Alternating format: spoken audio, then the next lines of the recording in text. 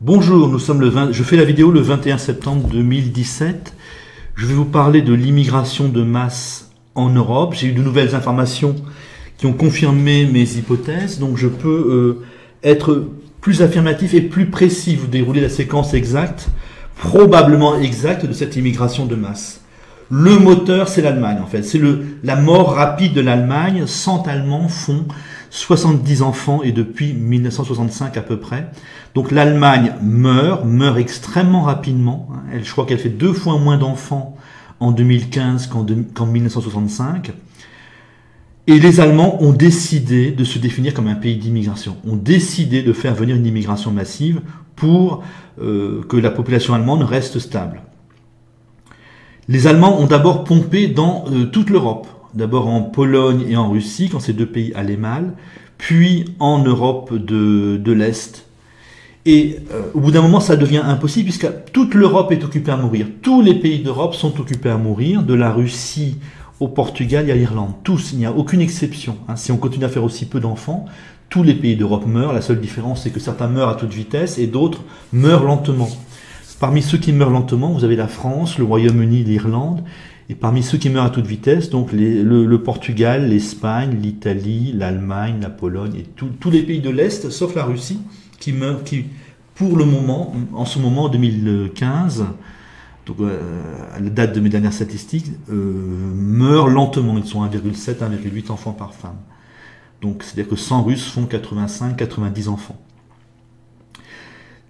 Au bout d'un moment, donc, il n'a plus été possible de pomper en Europe, puisque tous les pays d'Europe meurent, et puisqu'une bonne partie des pays d'Europe, eux-mêmes font venir des immigrés. Les Italiens, les Polonais et les Espagnols font venir beaucoup d'immigrés.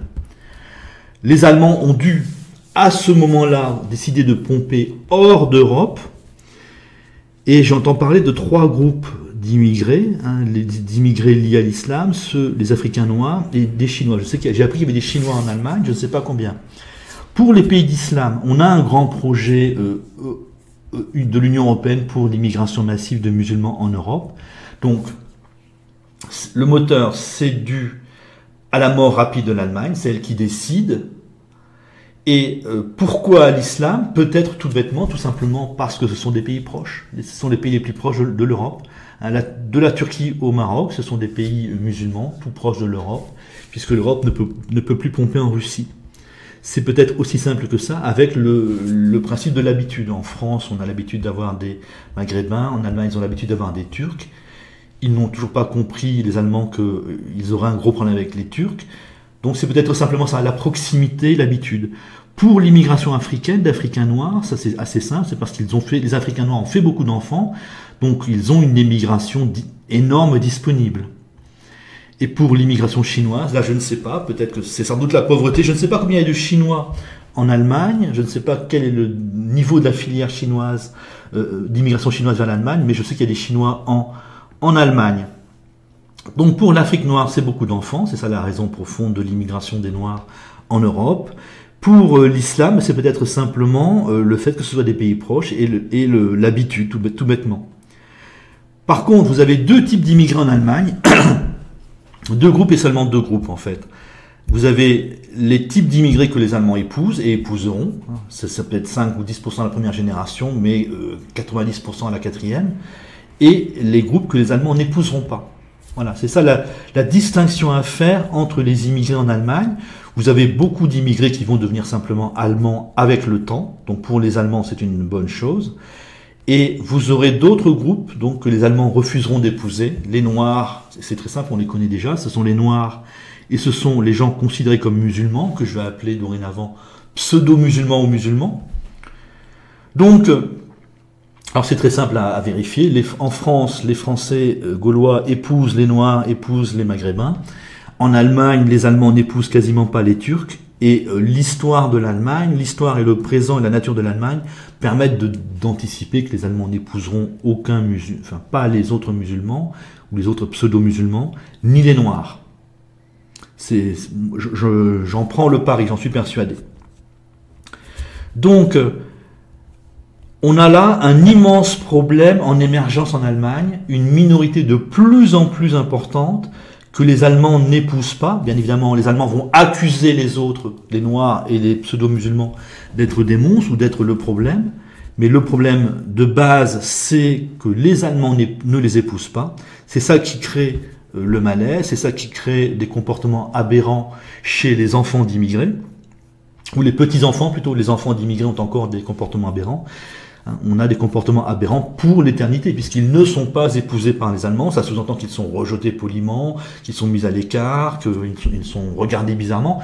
Et tout ça amène donc ces groupes minoritaires non épousés à se comporter de façon bizarre et encore plus insupportable aux yeux des Allemands, mais aussi probablement à faire plus d'enfants que les Allemands, et donc à aggraver sans arrêt le malaise en Allemagne.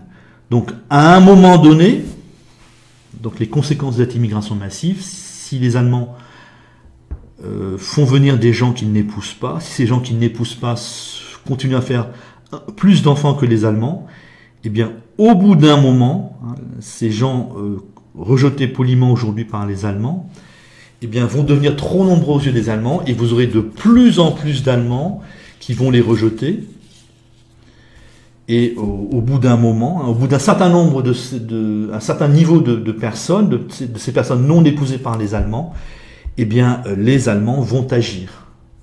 Et à mon avis, par une expulsion ou peut-être une extermination. Et nous, Français, donc nous sommes probables. Cette immigration massive doit avoir deux causes, à la fois le besoin des bobos d'avoir des serviteurs, et probablement une ambiance immigrationniste dans toute l'Union européenne. L'Allemagne, l'Italie, l'Espagne et même la Pologne font venir des immigrés. Donc quand nos dirigeants sont dans l'Union européenne, et vous aviez même le Royaume-Uni qui faisait venir beaucoup d'immigrés, donc quand nos dirigeants sont dans l'Union européenne, ils étaient baignés de cette ambiance immigrationniste et ils ont dû suivre. Alors nous, on aura beaucoup de souffrances, on a plein de chômage, on manque de logement, les partis bobos laissent la délinquance et l'islam radical se développer, donc on aura beaucoup de souffrances, mais nous épousons tout le monde. Nous épousons tous nos immigrés, même si je l'admets parfaitement, on aura énormément de souffrances. Donc nous ne vivrons pas le scénario allemand, on ira vers l'assimilation des Noirs, l'assimilation des pseudo-musulmans, mais comme nous sommes collés aux Allemands et que nous sommes soumis aux Allemands, si les Allemands dans 50 ans ou 70 ans décident d'expulser ou d'exterminer les Noirs et les musulmans, si nous sommes toujours collés aux Allemands, eh bien nous allons suivre, nous risquons fortement de suivre. Le racisme allemand, eh bien, aura des conséquences absolues en France, puisque nous sommes sans frontières avec l'Allemagne et soumis à l'Allemagne.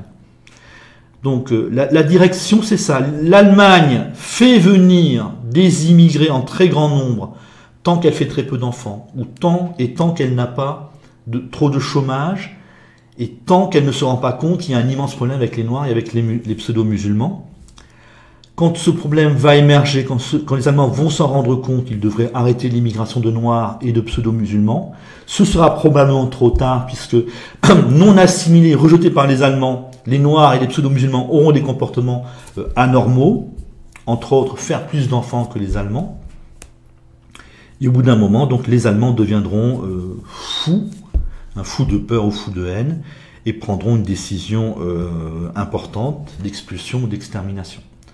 Et il n'est pas du tout évident que les pays d'origine vont accepter les petits-enfants totalement transformés par l'Allemagne. Ils vont accepter sans doute les ingénieurs, les chercheurs et les médecins, mais pas les moins diplômés.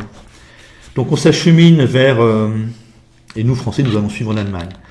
On s'achemine vers quelque chose d'assez de très triste, qui est déjà en émergence, et que personne ne voit. Donc parler d'invasion, c'est se moquer du monde, puisqu'ils sont invités par les Allemands. Parler de grand remplacement, c'est une erreur, puisqu'en Allemagne, en Italie, en Espagne, ils ne remplacent personne. Ils remplacent les enfants que les Allemands, les Italiens, les Espagnols n'ont pas fait. Et c'est un drame simplement parce que les Allemands n'épouseront quasiment pas les Noirs et les pseudo-musulmans. En Italie, en Espagne, ça peut bien finir.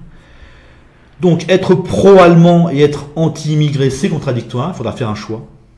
Il faudra vraiment choisir entre la France et l'arrêt de l'immigration, ou l'Allemagne et l'Allemagne qui va décider.